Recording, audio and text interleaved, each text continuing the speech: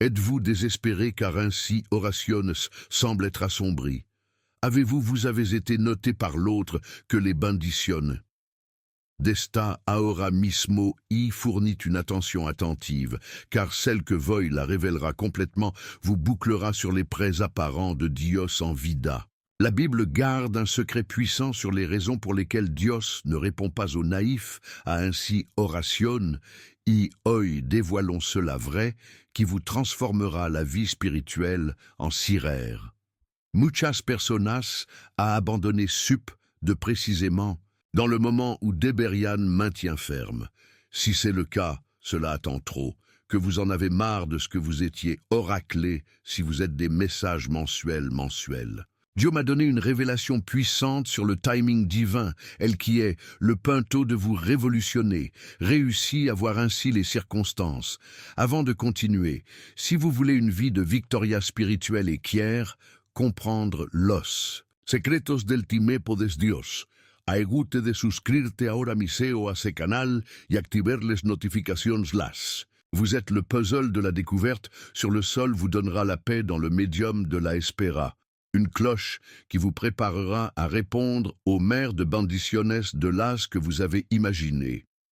Vous énumérez pour savoir pourquoi vous dites que les vesses semblent être en retard en réponse, vous baissez cette attente et realidad et l'énorme pour vous le mère bendition, que date à la finale, car il y a la situation actuelle, des situations et le puzzle d'être révélé, et vous ne verrez jamais comment voir les tiempos en attente de la misma manera. Il a souvent vu combien de fidèles se retrouvent dans un moment d'attente, priant sans cesse de répondre qui ne semble pas arriver. C'est comme s'il frappait à la porte du ciel, mais personne n'a répondu. Ce sentiment d'abandon peut être dévastateur pour la foi de quiconque. Après tout, qui ne s'est jamais demandé dans les moments difficiles, Dieu m'écoute-t-il vraiment? Il est naturel que des doutes surviennent lorsque nous prions avec ferveur et que le silence semble être la seule réponse. Beaucoup se demandent, même s'il y a quelque chose de mal avec leur foi, ou si Dieu a simplement décidé d'ignorer leurs demandes les plus sincères. Cette angoisse est compréhensible et accompagne les disciples de Jésus-Christ depuis les temps bibliques. Même les grands hommes et femmes de foi, tels qu'enregistrés dans les Saintes Écritures, ont traversé des périodes où le ciel ressemblait à du bronze. Cependant, la parole de Dieu nous enseigne une vérité fondamentale. Le Seigneur n'a jamais retardé ou progresse dans ses desseins. Dans Ecclésiaste 3:11, nous lisons que Dieu fait tout ce qui est beau dans le temps, révélant qu'il y a une perfection chronologique dans les plans divins que notre compréhension humaine, limitée, ne peut pas complètement atteindre. Lorsque nous nous sentons abandonnés dans le désert en attente, nous devons nous rappeler que l'horloge de Dieu fonctionne différente de la nôtre. Dans la Bible, il existe de nombreux exemples de personnes qui ont dû attendre le moment idéal du Seigneur. Moïse a passé 40 ans dans le désert avant d'être appelé à diriger le peuple d'Israël. José attendait des années de prison avant que ses rêves prophétiques ne soient réalisés. Même Jésus-Christ, dans sa nature humaine, a attendu 30 ans avant de commencer son procureur. Ces exemples nous montrent que l'attente n'est pas une punition divine, mais une partie du processus de maturation spirituelle et de préparation à quelque chose de plus grand. Lorsque nous prions et ne voyons aucune réponse immédiate, cela ne signifie pas que Dieu ignore nos supplications. Au contraire, il travaille peut-être dans les coulisses, préparant le terrain pour que la réponse arrive au moment exact, lorsque nous sommes prêts à le recevoir. Comme le dit 2 Pierre 3, 8, 9. Pour le Seigneur, un jour est comme 1000 ans et 1000 ans comme un jour. Vous ne ralentissez pas votre promesse, même si certains ont tard. Ce passage nous rappelle que la perception divine du temps est complètement différente de la nôtre, et ce qui semble être un retard pour nous ne peut être qu'un bref moment dans l'éternité de Dieu. La vraie foi se révèle précisément dans les moments du silence divin.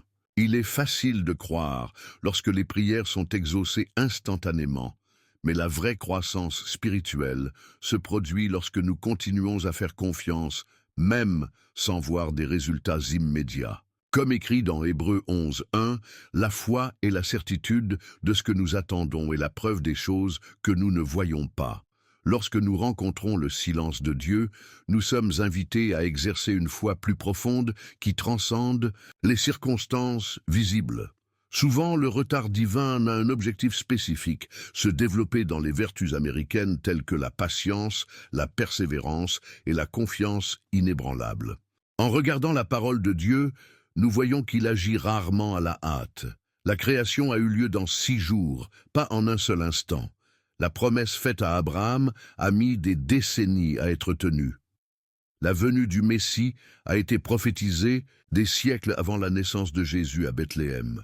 Le problème n'est pas dans le retard de Dieu, mais dans notre hâte. Nous vivons dans une société qui valorise l'instantanéité, la restauration rapide, les messages instantanés, les livraisons le même jour. Cet état d'esprit finit par contaminer notre vie spirituelle, nous faisant attendre que Dieu fonctionne de la même manière. Cependant, le royaume des cieux suit une logique différente. Alors que Jésus enseignait à travers ses paraboles, le royaume est comme une graine qui pousse progressivement, alors qu'une levure lentement se propage à travers la masse. Ces métaphores nous apprennent que les processus divins sont rarement instantanés, mais suivent le développement organique et naturel.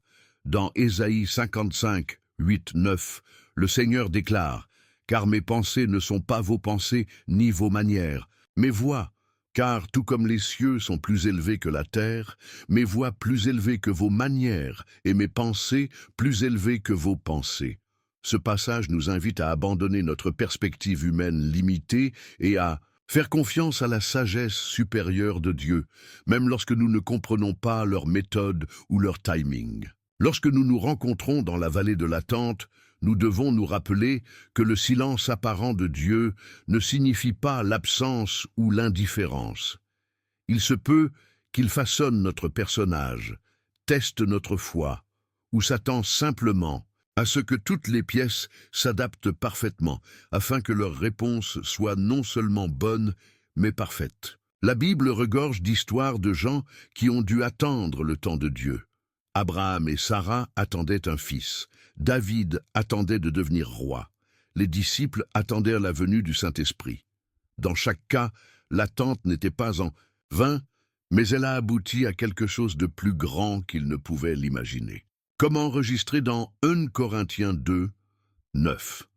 Les choses que l'œil n'a pas vues et l'oreille n'a pas entendues et n'est pas montées au cœur de l'homme, ce sont ceux que Dieu a préparés pour ceux qui l'aiment.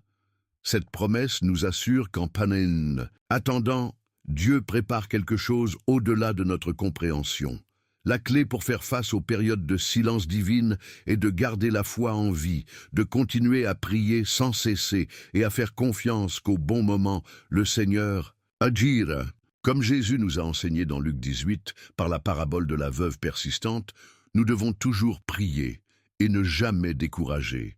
Combien de fois avons-nous l'impression d'être dans une pièce sombre, criant pour Dieu, juste pour être reçus par l'écho de notre propre désespoir? Ce sentiment d'abandon est si commun que même Jésus l'a vécu sur la croix quand il a pleuré. « Mon Dieu, pourquoi m'avez-vous abandonné » Matthieu 27, 46. Cependant, même à ce moment de l'abandon apparent, Dieu exécutait le plus grand plan de salut de l'histoire. Il est fascinant de voir comment le silence de Dieu précède souvent ses mouvements les plus puissants. Quand tout semble stagner dans notre vie spirituelle, lorsque nos prières semblent frapper le plafond et revenir en arrière, c'est précisément où nous devons affiner notre perception spirituelle. Le silence divin signifie rarement l'inactivité. Au contraire, c'est souvent un signe que Dieu travaille dans les coulisses, organisant des circonstances, émouvant des cœurs et préparant le scénario pour une manifestation extraordinaire de sa puissance. En tant que réalisateur qui travaille sans relâche dans les coulisses avant les grands débuts, le Seigneur orchestra chaque détail de notre vie dans des moments de silence apparent. La foi mature comprend que l'absence de preuves visibles ne signifie pas l'absence d'action divine. La Bible est pleine d'exemples où le silence apparent de Dieu a précédé certains des plus grands miracles jamais enregistrés. Pendant 400 Entre Malachie et Matthieu, il n'y avait pas de prophétie officielle, pas de parole directe de Dieu, que les érudits appellent des années de silence. Cependant, pendant cette période, Dieu préparait le monde à la venue de son Fils. L'Empire romain a construit des routes qui faciliteraient plus tard la propagation de l'Évangile. Le grec est devenu une langue universelle, permettant aux écritures d'être largement comprises. Tout cela s'est produit lors d'un silence divin. De même, José a passé des années oubliées en prison avant son élévation soudaine de la deuxième position la plus importante de l'Égypte. Pendant ces années sombres, Dieu façonnait tranquillement son caractère, le préparant à diriger une nation.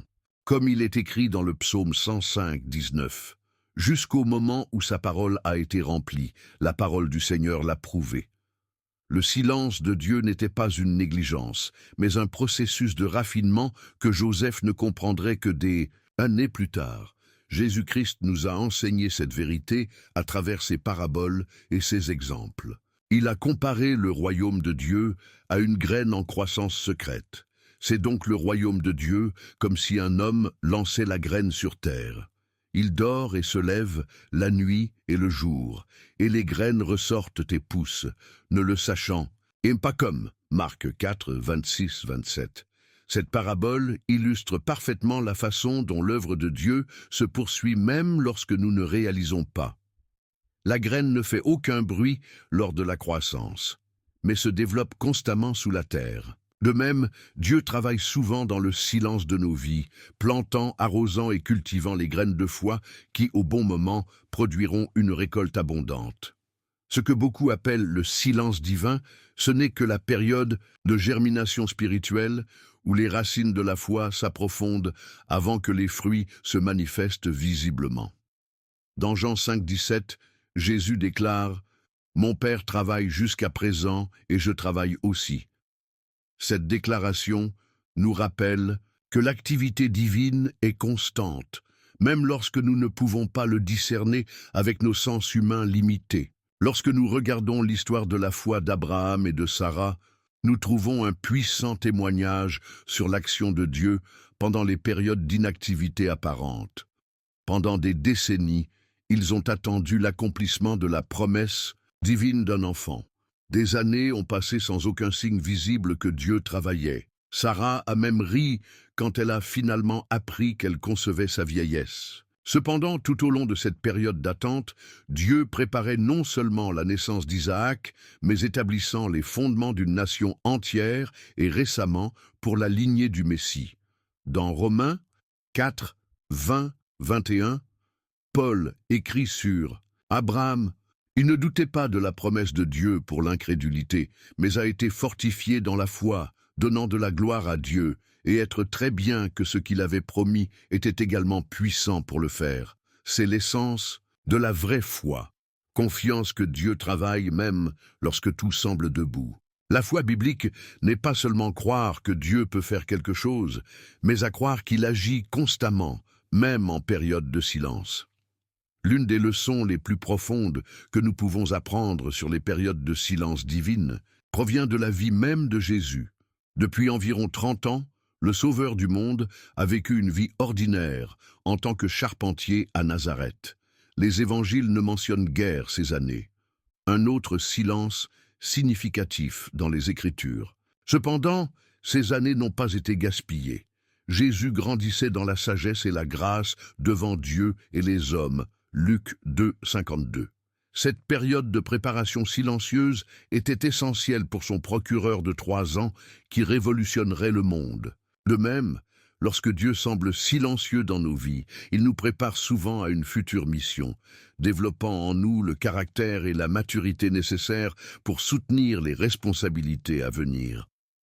Comme il est écrit dans Ésaïe 30:15, « Dans l'immobilité et la confiance sera votre force. » Il y a un pouvoir spirituel spécifiquement cultivé pendant les périodes d'attente et de silence. À ces moments, nous sommes invités à développer une foi qui voit au-delà des circonstances visibles et repose dans la certitude que Dieu travaille toujours pour le bien de ceux qui l'aiment, comme les Romains promet 8:28. Le silence apparent de Dieu n'est pas l'abandon, mais une invitation à une communion plus profonde et à une confiance plus mature. Il y a une profonde sagesse derrière les temps d'attendre que Dieu établit dans nos vies. Beaucoup se demandent « Pourquoi dois-je attendre si longtemps la réponse à mes prières ?» La vérité est que lorsque Dieu nous fait attendre, il façonne notre caractère d'une manière que nous ne pouvions pas imaginer. L'attente n'est pas une punition divine, mais un outil de transformation spirituelle. En tant que potier travaillant avec de l'argile, le Seigneur utilise les périodes d'attente pour former l'image de son Fils, Jésus-Christ. Dans Ésaïe 64, 8, nous lisons « Mais maintenant, Seigneur, tu es notre Père. Nous sommes l'argile, et vous, notre potier, et nous tous, le travail de vos mains. » Ce verset nous révèle que nous sommes comme de l'argile entre les mains du Maître, étant constamment façonnés et rénovés pour refléter sa gloire. La patience, une telle vertu, rare à nos jours de gratification instantanée, est cultivée précisément pendant ces périodes d'attente. Alors que nous attendons la manifestation des promesses divines, nous développons une résistance spirituelle qui nous soutiendra dans les périodes futures de l'essai. Comme il est écrit dans Jacques 1, 4, « Avoir de la patience, cependant, votre travail parfait, afin que vous soyez parfait et complet, sans rien manquer. » Lorsque nous observons les Écritures, nous avons réalisé que les périodes d'attente étaient fondamentales pour le développement des grands hommes et femmes de la foi. David était un king encore jeune, mais a passé des années à fuir Saul avant de reprendre le trône. Pendant ce temps, Dieu forgeait le caractère d'un chef selon le cœur du Seigneur. Moïse a passé 40 ans dans le désert avant d'être appelé à diriger le peuple d'Israël hors de l'Égypte. Ce temps apparemment perdu était essentiel pour transformer un prince égyptien impétueux en l'homme touristique sur terre. Même Jésus-Christ a passé 30 ans dans une relative obscurité avant de commencer son procureur. La Bible nous montre à plusieurs reprises que l'attente n'est pas un gaspillage, mais un investissement divin dans notre croissance spirituelle. Pendant ces périodes, Dieu nous retire de l'impulsivité, de la fierté et de la confiance en soi excessive, les remplaçant par l'humilité, la sagesse et la dépendance totale à leur grâce. Comme le dit le psaume 27, 14. « Attendez le Seigneur, ayez un bon courage et fortifiez votre cœur. Alors, attendez le Seigneur. » Une autre raison pour laquelle Dieu nous fait attendre est de nous protéger des décisions hâtives qui pourraient nous causer des dommages irréparables. Dans notre impatience, nous recherchons souvent des raccourcis qui semblent résoudre nos problèmes immédiats, mais peuvent nous conduire à des complications beaucoup plus importantes à l'avenir. L'exemple d'Abraham et de Sarah est particulièrement illustratif. Fatigués d'attendre le fils promis de Dieu, ils ont pris le sujet en main, entraînant la naissance d'Ismaël par Agar. Cette décision hâtive a apporté des conséquences douloureuses qui durent à ce jour. En revanche, lorsque nous attendons le temps parfait de Dieu, nous sommes épargnés de nombreuses souffrances inutiles. Le Seigneur, dans sa sagesse infinie, connaît les dangers que nous ne pouvons pas voir et les pièges que nous ne pouvons pas anticiper. Quand il nous demande d'attendre, il soulève une barrière protectrice autour de nous.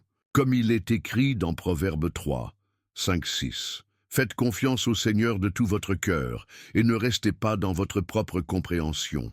Il le reconnaît dans toutes vos manières, et il redressera vos chemins. » Ce passage nous rappelle que notre perspective est limitée, tandis que Dieu voit l'image complète de nos vies. Peut-être que l'aspect le plus surprenant de l'attente divine est que souvent, ce que nous demandons à Dieu n'est nulle part aussi merveilleux qu'il prévoit de nous donner.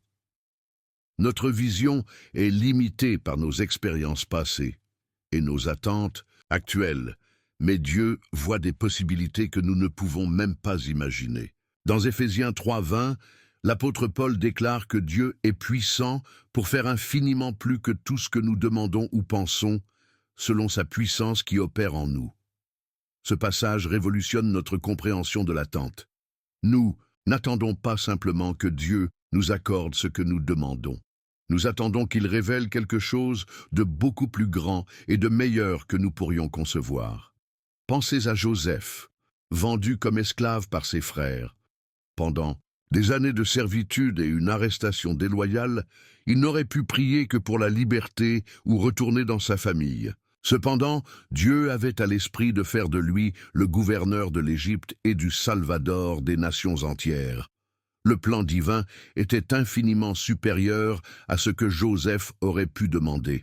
De même, lorsque Dieu nous fait attendre, c'est souvent parce qu'il prépare des bénédictions qui transcendent notre capacité actuelle à comprendre. La foi biblique nous enseigne que Dieu opère au sein d'une économie d'abondance, pas de rareté. Quand il nous fait attendre, ce n'est pas parce qu'il hésite à nous bénir, mais parce qu'il prépare des bénédictions qui nécessitent du temps pour être pleinement développées. Jésus a illustré ce principe dans la parabole des talents, Matthieu 25, 14, 30, montrant que Dieu veut multiplier ce qui nous fait confiance, pas seulement le garder. Pendant les périodes d'attente, le Seigneur multiplie nos bénédictions, élargissant notre capacité à nous recevoir et à nous préparer à gérer de plus grandes responsabilités.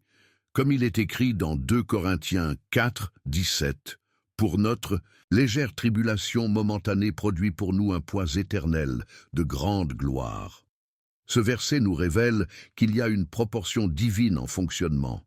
Plus l'attente et la preuve sont importantes, plus la gloire qui en résulte. Les moments où Dieu semble plus éloigné sont souvent les préludes de leurs manifestations les plus puissantes dans nos vies.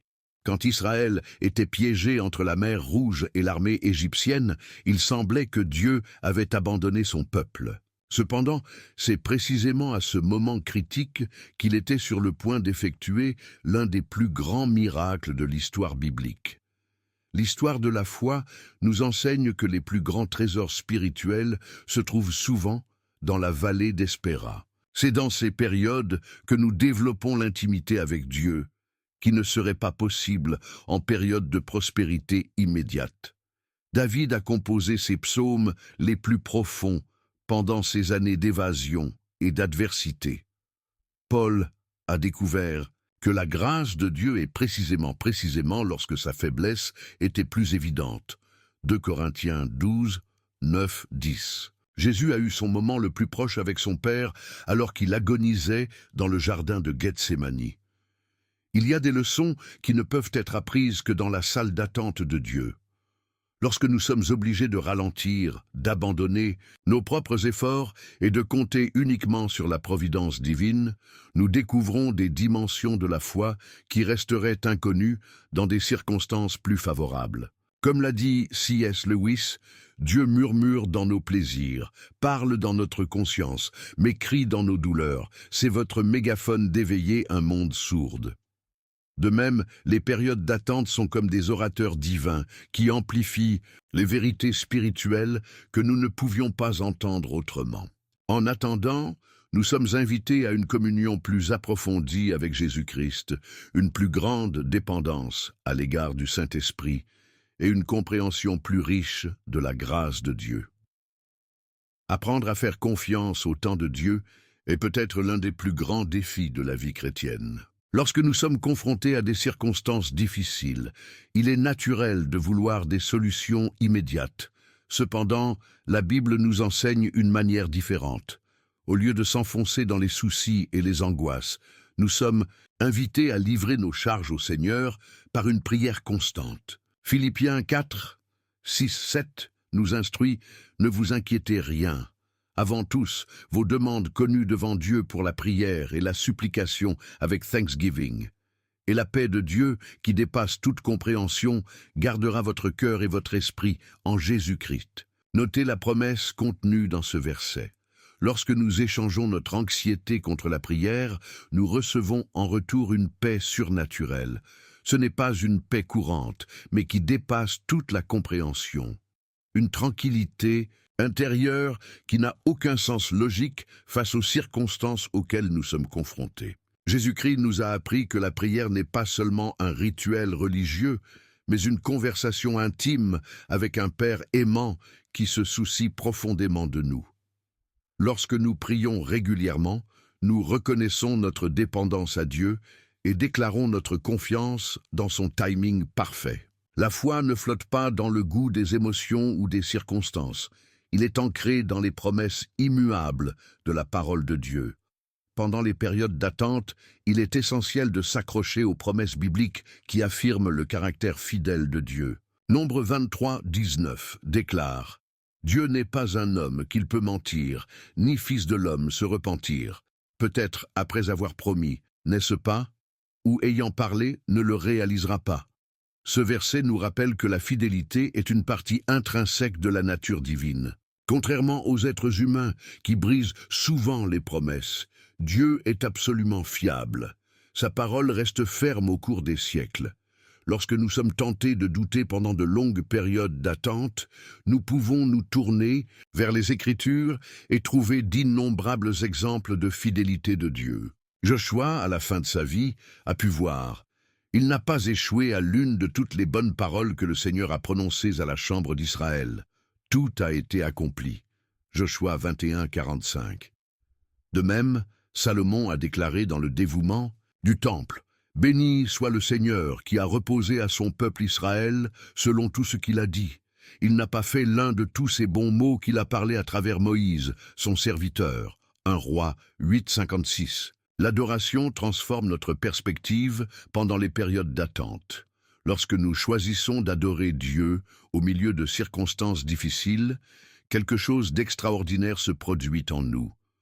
Le culte passe notre attention des problèmes aux fournisseurs, nos besoins à la grandeur de Dieu. Comme David l'a découvert, le culte a le pouvoir de transformer notre désespoir en espoir. Même quand il s'est enfui de ses ennemis, il a écrit « Mais vous êtes saints, intronisés parmi les louanges d'Israël » Psaume 22, 3. Ce verset révèle une profonde vérité. Dieu habite dans les louanges de son peuple. Lorsque nous décidons d'adorer au lieu de nous inquiéter, nous invitons littéralement la présence de Dieu à notre situation. Pensez à Paolo et Silas dans la prison de Philippi. Au lieu de pleurer leur situation injuste, ils ont chanté des hymnes à minuit et le résultat a été un tremblement de terre surnaturel qui non seulement les a libérés, mais a également conduit au salut du geôlier et de sa famille. Actes 16, 25-34. L'adoration n'est pas seulement une réponse émotionnelle aux bénédictions de Dieu, c'est une déclaration de foi qui reconnaît votre souveraineté, même lorsque nous ne voyons pas la solution à nos problèmes. Développer la patience et la gratitude pendant les temps d'attente est essentiel à notre maturité spirituelle. Au lieu de faire face à l'attente comme un fardeau, nous sommes invités à le voir comme une opportunité de croissance. Jacques 1, 2, 4 nous exhorte « Mes frères, tendent à toute joie de passer par diverses épreuves, sachant que la preuve de votre foi produit de la persévérance. Maintenant, la persévérance doit avoir une action complète, afin que vous soyez parfaits et justes, en aucun cas handicapés. » Notez que ce verset ne dit pas seulement de soutenir les épreuves, mais de les considérer comme une raison de toute joie. Cela semble être contre-indicatif, mais cela révèle une vérité spirituelle profonde. Les difficultés auxquelles nous sommes confrontés ont un but divin dans nos vies. Chaque période d'attente est l'occasion de développer un personnage plus similaire à celui du Christ. La gratitude, même au milieu des difficultés, est une puissante expression de la foi. Lorsque nous remercions Dieu à l'avance, nous déclarons notre confiance dans sa bonté et sa provision, avant même que nous voyions la manifestation de ses promesses. Comme Paul l'a écrit aux Thessaloniciens, « Dans tout ce qu'il donne, parce que c'est la volonté de Dieu en Jésus-Christ pour vous. » 1 Thessaloniciens 5, 18. Le voyage de la foi n'a jamais été conçu pour être voyagé seul. Pendant les périodes d'attente, il est essentiel de nous entourer d'une communauté de foi qui peut nous encourager et nous renforcer. Dans Hébreux 10, 24-25, nous sommes informés. Nous nous considérons également les uns les autres à nous encourager à aimer et à de bonnes œuvres. Ne cessons pas de se rassembler, tout comme la coutume de certains. Avant, faisons des avertissements et plus près de la journée. La communion avec d'autres croyants nous donne une perspective, une sagesse collective et les encouragements nécessaires pour persévérer. Lorsque nous sommes découragés, les autres peuvent se souvenir des promesses de Dieu. Lorsque notre foi hésite, les autres peuvent partager des témoignages de la façon dont Dieu était fidèle dans leur propre vie. Jésus-Christ a établi l'Église comme un corps où chaque membre en soutient les autres. Comme il est écrit dans Ecclésiaste 4, 9, 10, « Il vaut mieux être deux d'un seul, car ils ont mieux payé pour leur travail. Car si l'un tombe, l'autre élève son compagnon. Mais malheur à ce que vous êtes seuls, car tombant, il n'y aura personne pour se lever. » En période d'attente, il ne sous-estime pas le pouvoir d'encouragement qui vient d'une communauté de foi dynamique. La confiance dans le temps de Dieu est cultivée à travers une vie d'intimité avec lui. Jésus nous a appris à appeler Dieu notre Père, Matthieu 6, 9, nous invitant à une relation intime et personnelle avec le Créateur de l'univers. Plus nous connaissons Dieu personnellement, pas seulement théoriquement, plus il est facile à faire confiance à ses manières et à son horaire. Cette connaissance intime passe par l'étude diligente des Écritures, les moments réguliers de prière et de méditation, et l'obéissance aux principes divins. Comme il est écrit dans Jérémie 29, 13, « Vous me chercherez et me trouverez quand vous me cherchez de tout votre cœur. » Le secret de la confiance de Dieu est de le poursuivre de tout son cœur, non seulement en période de nécessité, mais comme un style de vie. Lorsque nous faisons cela, nous commençons à mieux comprendre vos voies et reconnaître votre main opérant dans nos vies, même dans des périodes de silence apparent. Nous devons nous rappeler que Jésus a promis « Voici, je suis avec vous, tous les jours jusqu'à la consommation du siècle » Matthieu 28, 20. Cette promesse nous assure que même lorsque nous ne ressentons pas sa présence, il ne nous quitte jamais.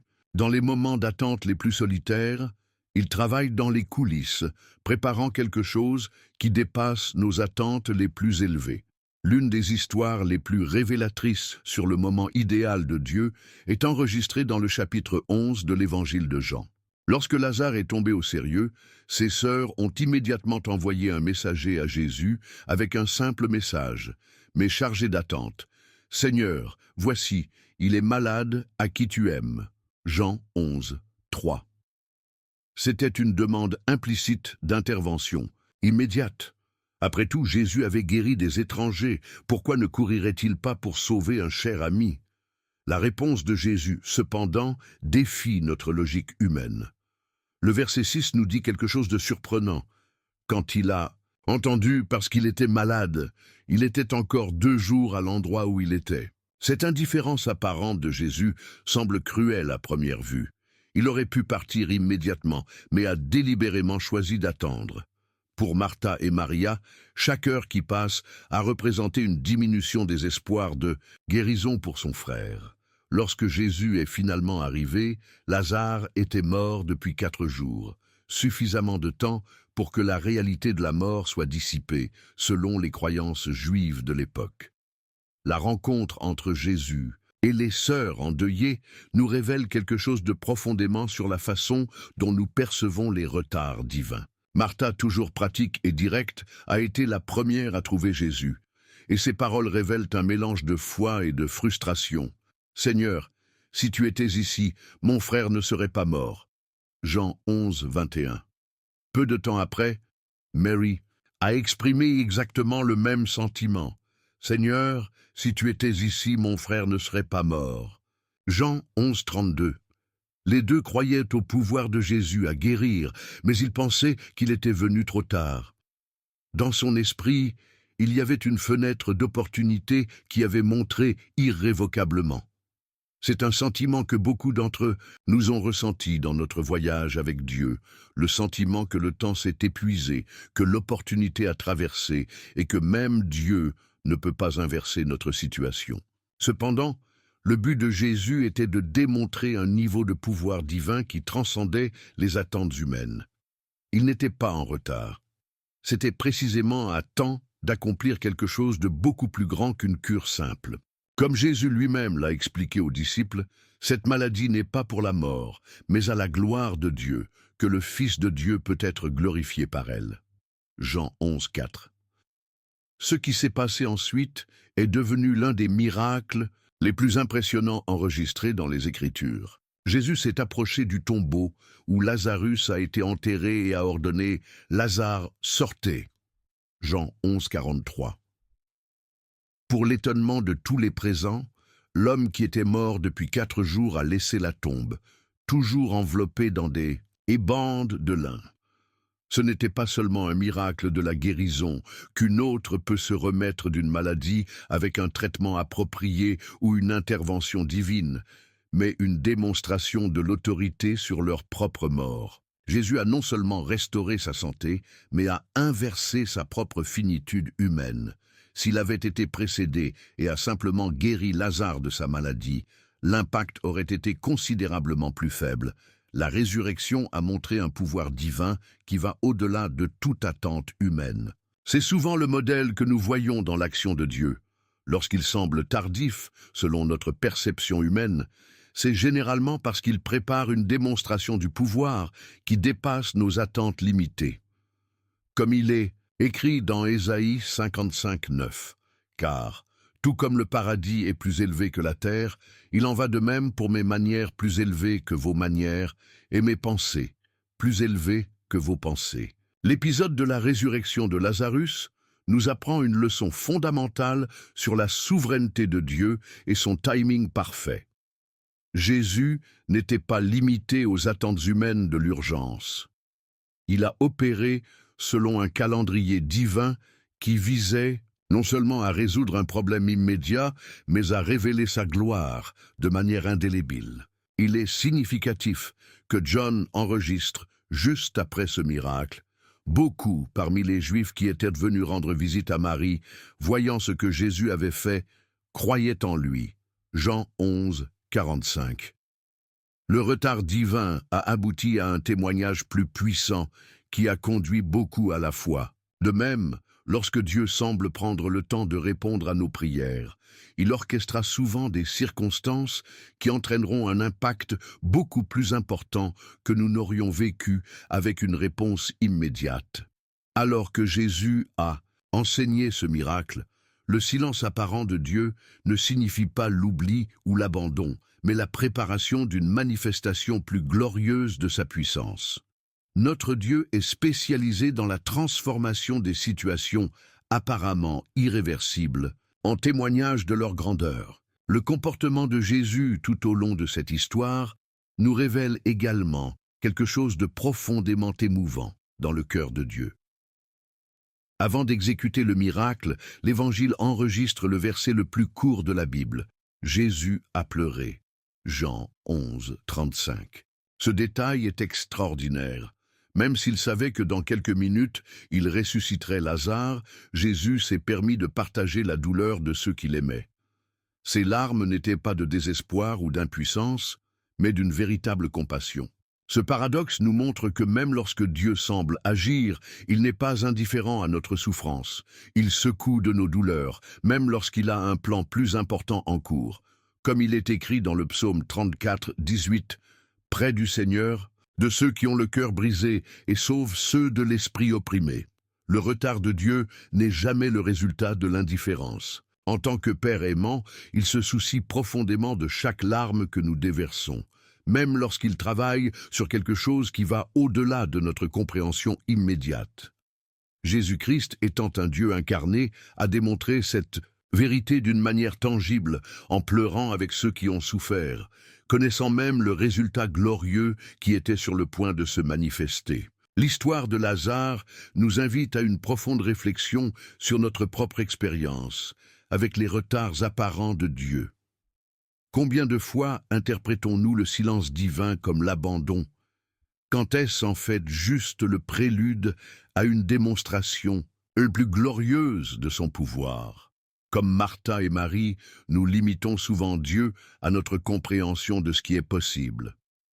Nous pensons qu'il peut agir dans certains paramètres et fenêtres temporelles, mais lorsque ces opportunités passent, nous supposons qu'il est trop tard. Le Dieu révélé dans les Écritures, cependant, n'est pas limité par nos horaires ou nos attentes. Comme Jésus l'a démontré en ressuscitant Lazare, il n'y a pas de « trop tard » à Dieu. Même lorsque tous les espoirs humains se sont épuisés, il peut toujours transformer complètement la situation. C'est le Dieu qui a ressuscité Jésus-Christ parmi les morts, qui apporte la vie du désert et promet un jour pour essuyer toutes nos larmes.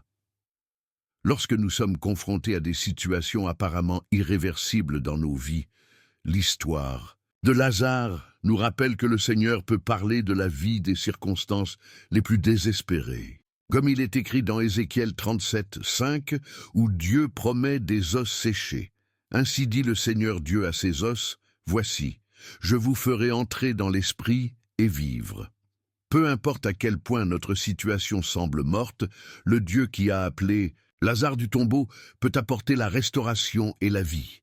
Lorsque nous regardons en arrière sur notre voyage de foi, nous réalisons souvent que les périodes d'attente étaient les plus transformateurs. C'est comme si Dieu avait utilisé cette fois non comme un intervalle vide, mais comme une salle de sport spirituelle où nous sommes formés pour recevoir les bénédictions à venir. Si vous êtes dans une période de silence divin apparent, où vos prières ne semblent pas surmonter le plafond, comprenez que cela ne signifie pas le rejet. Au contraire, c'est peut-être le signe que Dieu prépare quelque chose d'extraordinaire, quelque chose qui nécessite une préparation spéciale pour être correctement reçu. Dans Ésaïe 40, 31, nous lisons « Mais ceux qui attendent le Seigneur renouvellent leur force.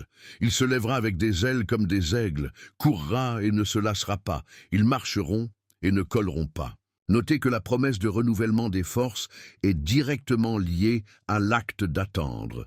Ce n'est pas un hasard si la Bible associe souvent l'attente au renforcement. Tout comme un athlète développe une résistance par un entraînement rigoureux, notre foi est renforcée dans les périodes d'attente. Jésus-Christ a enseigné que le royaume de Dieu travaille selon les principes qui contredisent souvent la logique humaine. Le dernier sera le premier, et le premier sera le dernier. Matthieu 20, 16. De même, ce qui semble un retard dans la perspective humaine peut être précisément le chemin de Dieu vers une plus grande bénédiction. L'histoire biblique est pleine d'exemples où l'attente a été le prélude à de grandes manifestations divines. José a passé des années en prison avant de devenir gouverneur de l'Égypte. Le peuple d'Israël a erré dans le désert pendant 40 ans avant d'entrer dans la terre promise. David a attendu environ 15 ans entre son onction et son couronnement en tant que roi. Dans chacun de ces cas, la période d'attente n'était pas une punition, mais une préparation essentielle. Joseph avait besoin de développer l'humilité et la sagesse administrative qui sauveraient plus tard les nations de la faim. Israël devait apprendre à faire complètement confiance à la disposition divine avant de conquérir Canaan. David avait besoin de former le caractère d'un roi selon le cœur de Dieu avant de prendre le trône. De même, lorsque Dieu nous fait attendre, il développe en nous les qualités nécessaires pour bien gérer les bénédictions qui viendront. Comme il est écrit dans Romains 5, 3, 4, non seulement cela, mais nous nous réduisons aussi dans les tribulations, sachant que la tribulation produit de la persévérance, et persévérance, expérience, et l'expérience, l'espoir. Ce processus de raffinement est impossible à accélérer. Cela nécessite du temps et de la patience. Il n'est donc pas seulement un test de notre foi, mais une composante indispensable de notre croissance spirituelle. Lorsque nous recevons enfin la bénédiction que nous attendons, nous réalisons souvent que non seulement le cadeau est venu, mais nous avons été transformés en nous-mêmes. C'est l'une des plus belles dimensions de l'attente. Elle nous prépare non seulement à recevoir la bénédiction, mais nous transforme en gens qui sont capables de le gérer judicieusement. Pensez au nombre de personnes qui reçoivent une fortune soudaine, comme les gagnants de la loterie, se retrouvent souvent dans des situations pires qu'auparavant, car elles n'étaient pas prêtes à gérer une telle abondance. De même, les bénédictions spirituelles, relationnelles ou matérielles qui viennent avant que nous soyons prêtes peuvent devenir burdes plutôt que de cadeaux. Dieu, dans sa sagesse infinie, sait exactement quand nous sommes prêts à recevoir ce qu'il nous a réservé. Comme il est écrit dans Ecclésiaste 3:11, « Tout a été beau en son temps, il a également mis l'éternité au cœur de l'homme, sans pouvoir découvrir l'œuvre que Dieu a faite du début à la fin. » Ce passage nous rappelle qu'il y a une beauté particulière pour recevoir quelque chose au bon moment. Ni avant, ni après. Jésus-Christ a illustré ce principe lorsque j'ai dit aux disciples « J'ai encore beaucoup à vous dire, mais vous ne pouvez pas le supporter maintenant. » Jean 16:12. Même la révélation divine est dosée en fonction de notre capacité à comprendre et à appliquer. L'une des vérités les plus réconfortantes de la foi chrétienne est que Dieu ne manque jamais de tenir ses promesses. Ce qu'il promet, il livre toujours. Ce n'est peut-être pas dans le calendrier que nous attendions ou la façon dont nous imaginons, mais la fidélité divine est inébranlable. Comme il est écrit dans Hébreux 10:23, « Gardons fermement la confession de notre espoir, parce que faithful est celui qui a promis. » Cette certitude nous soutient pendant les périodes d'attente. Nous n'attendons pas quelque chose d'incertain ou de doute, mais une promesse garantie par le caractère immuable de Dieu lui-même. C'est comme attendre un train que nous connaissons, avec une certitude absolue qu'il arrivera. La seule variable est le moment exact. Jésus a enseigné que le Père Céleste connaît nos besoins avant même de les présenter. Matthieu 6:8, et qu'il souhaite offrir de bons cadeaux à ses enfants. Matthieu 7:11. Cette confiance dans la bonté et la fidélité de Dieu transforme notre expérience d'attente. Au lieu de l'anxiété et de la frustration, nous pouvons cultiver une attente de patience, sachant que, comme Abraham a vécu, pas une de toutes les bonnes promesses que le Seigneur avait faites a échoué. Tous ont été remplis. Joshua 21:45. Il y a une dimension particulière d'attente que nous considérons rarement. Cela intensifie notre appréciation pour la bénédiction quand il arrive enfin. Pensez à la façon dont nous apprécions quelque chose, que nous travaillons dur ou attendons patiemment, contrairement à quelque chose que nous obtenons sans effort ou en attendant. Les Israélites ont apprécié la terre promise plus profondément à cause des 40 années dans le désert. Anna a apprécié son fils Samuel, spécialement en raison d'années d'infertilité et de prière. Les disciples ont compris la résurrection de Jésus avec le plus grand impact après le désespoir de la crucifixion. De même, lorsque Dieu nous fait attendre une bénédiction, cela augmente notre capacité à vraiment l'apprécier quand il s'agit. L'attente crée un espace dans notre âme, un désir que seule la manifestation de la promesse divine peut complètement remplir. Comme il est écrit dans le psaume 34:8, « Prouvez et voyez que le Seigneur est bon, béni est l'homme qui se réfugie en lui. » Cette exhortation à prouver et voir suggère une expérience sensorielle profonde de la bonté de Dieu, quelque chose qui devient plus intense après des périodes d'attente. Jésus a souvent utilisé la métaphore du banquet pour décrire le royaume de Dieu, indiquant que l'expérience des bénédictions divines doit être saborée et appréciée, pas seulement à la hâte. Si vous êtes actuellement dans une période d'attente, sachez que vous n'êtes pas abandonné. Comme Jésus a promis avant de monter au ciel, « Voici, je suis avec vous tous les jours jusqu'à la consommation du siècle. » Matthieu 28:20. Le Dieu qui a créé l'univers avec un mot travaille silencieusement dans sa situation, orchestrant les circonstances, éliminant les obstacles et préparant le terrain pour une manifestation de sa grâce qui dépassera ses attentes. L'attente n'est pas un signe que Dieu vous a oublié, mais la preuve qu'il prépare quelque chose de si important qu'il nécessite une préparation spéciale. En tant qu'agriculteur qui attend patiemment le temps de la récolte, Dieu cultive quelque chose de précieux dans sa vie qui, au bon moment, produira des fruits abondants. Jacques 5:7-8 nous encourage. « Et frères, patients à la venue du Seigneur, voici l'agriculteur attend le précieux fruit de la terre, l'attendant avec patience jusqu'à ce qu'il reçoive la pluie temporaire et le séron. Soif pour les patients, renforcez vos cœurs, car la venue du Seigneur est proche. La pluie viendra, la récolte se produira, la bénédiction arrivera. Non pas parce que nous le méritons, mais parce que nous servons un Dieu qui se réjouit d'être gracieux envers ses enfants et de réaliser toutes les promesses qu'il a faites. » En attendant, permettez à l'attente de faire votre travail parfait sur vous, de façonner votre personnage à l'image de Christ et d'élargir votre capacité à recevoir tout ce que Dieu a prévu.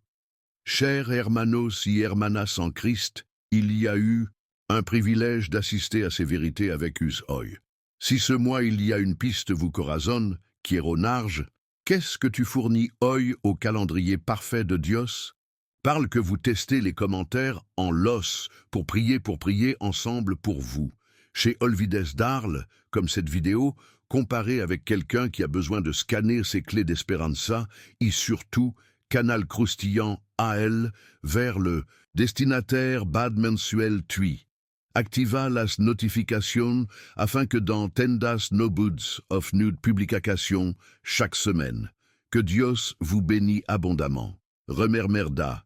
El jamais llega en retard, sigrer a tiempo. Soy Marco, y vous avez dans la prochaine vidéo.